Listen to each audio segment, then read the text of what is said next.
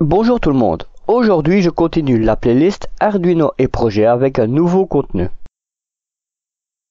Le premier épisode sur l'Arduino était consacré à la partie hardware qui est le matériel, qui était la présentation de la carte Arduino. Dans ce second épisode, je vous présenterai encore l'Arduino, mais cette fois-ci, la partie software qui est le logiciel.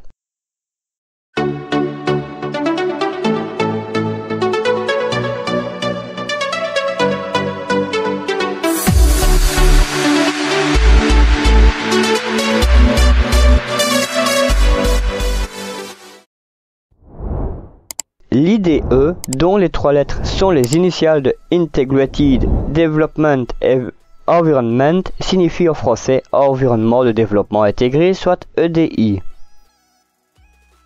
Il permet de saisir le code de nos programmes, soit le croquis, le tester et le téléverser dans notre carte Arduino au moyen d'un câble USB.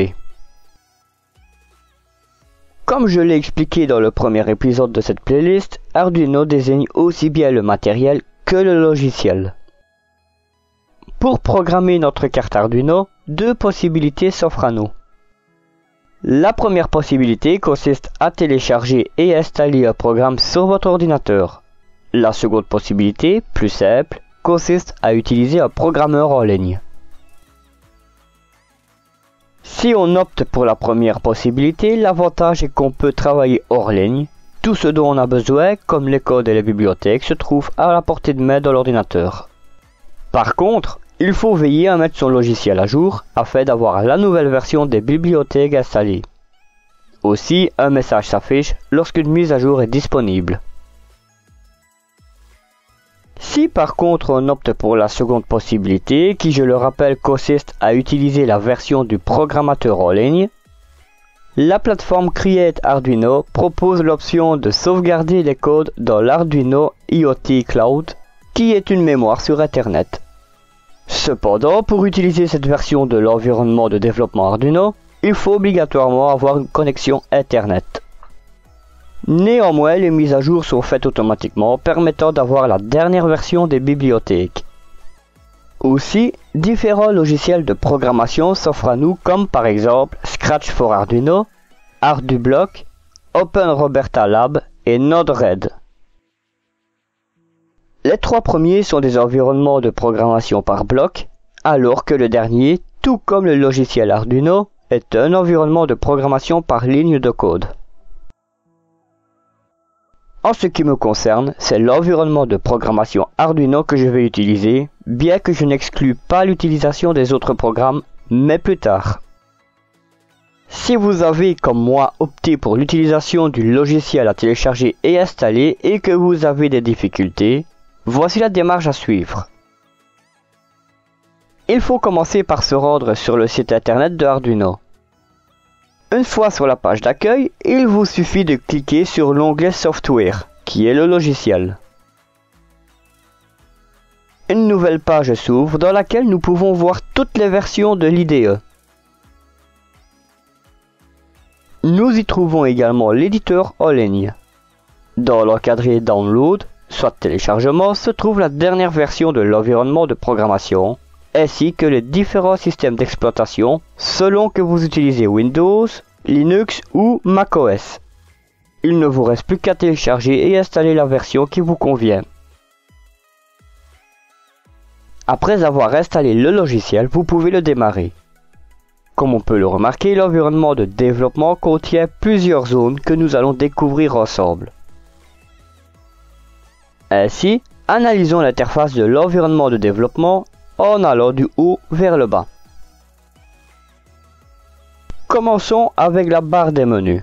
Celle-ci permet, à la même image que d'autres programmes, d'accéder à différentes commandes pouvant gérer l'IDE. Cette barre contient des menus déroulants renfermant les outils, paramètres et informations de l'application. Juste en dessous se trouve la barre d'icônes. Celle-ci contient un nombre réduit de fonctionnalités que l'on retrouve également dans la barre des menus. Ces fonctionnalités sont celles que nous utiliserons le plus fréquemment, comme la vérification du code, le téléversement du code, l'ouverture d'un nouveau sketch, ainsi que l'enregistrement du code. Tout à droite de cette barre figure l'icône d'une loupe. Celle-ci est le moniteur série qui permet d'afficher à l'écran des données envoyées ou reçues par la carte Arduino. Observons la barre d'onglets. Certains codes ont besoin de fichiers supplémentaires. Ceux-ci sont ajoutés via des onglets. Cependant, l'interface ne peut gérer qu'un croquis à la fois. Par conséquent, nous ne pouvons pas ouvrir plusieurs codes différents en même temps, comme nous le ferions par exemple avec les onglets dans le navigateur Internet. Voyons à présent l'éditeur. C'est à cet endroit que l'on tape notre code. C'est un éditeur de texte avec des fonctionnalités spécifiques. Le texte doit être dans un certain langage, à savoir langage C, C++ et C++. Cet éditeur prend en charge la fonctionnalité Highlighting, consistant à mettre automatiquement en couleur les mots clés du code. Juste en dessous de l'éditeur se trouve la ligne d'information. Cette ligne affiche la dernière opération réalisée par l'environnement de développement. Dans l'encadré noir de l'interface du compilateur se trouve un espace dans lequel est affiché des messages. Si la compilation d'un code s'est bien déroulée, un texte blanc est affiché. Si par contre il y a des erreurs dans le code ou par exemple le câble USB n'est pas relié entre la carte Arduino et l'ordinateur, un message d'erreur de couleur orange est affiché. La ligne d'information change également de couleur pour virer à l'orange en cas d'erreur. Enfin, tout en bas et à droite du compilateur se trouve une information montrant quel type de carte est utilisé, à savoir Arduino Uno, Mega, Nano, etc. et sur quel port elle est reliée, ce qui sera vu dans le prochain épisode de la playlist. Cette information peut être utile en cas de message d'erreur du compilateur. Sur la gauche de cette ligne se trouve un nombre désignant sur quelle ligne se trouve le curseur de la souris dans l'éditeur. Pour finir, comme je l'ai vaguement abordé, je ne peux pas passer à côté de l'éditeur en ligne sans vous le présenter. Pour cela, il faut se rendre sur la page internet d'Arduino. Dans la page d'accueil, il faut cliquer sur l'onglet Software. En haut de la nouvelle page qui s'affiche se trouve l'éditeur en ligne. Cliquons sur Code en ligne. Si c'est la première fois que vous vous rendez sur l'éditeur en ligne, le programme vous demande de vous inscrire. Vous pouvez le faire facilement avec votre compte Google. Une fois que c'est fait, l'éditeur s'affiche à l'écran.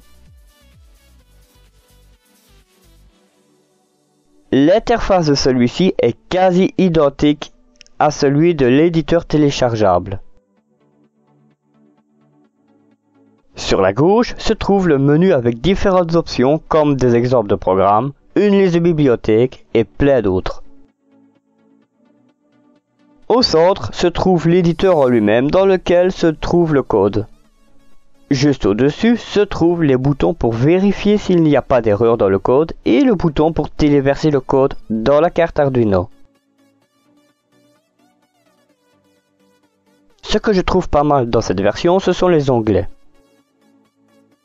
Prenons un exemple de code au hasard. 4 onglets sont actifs. Le premier affiche le code du programme. Le second décrit ce qu'est censé réaliser le projet. Le troisième affiche le schéma d'implantation. Quant au quatrième, il affiche le schéma de principe.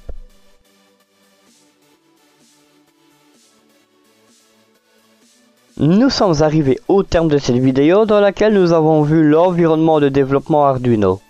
Nous y avons également vu la version normale du logiciel ainsi que sa version en ligne. Dans le prochain épisode de la série, nous procéderons à la prise en main du logiciel. Pour ne pas rater la sortie de celui-ci, abonnez-vous et activez les notifications. Si cette vidéo vous a plu, n'hésitez pas à la liker, à la partager et à la commenter. Tout en vous souhaitant de très bons débuts en programmation, je vous donne rendez-vous pour la suite sur Proto Electronic. Bye!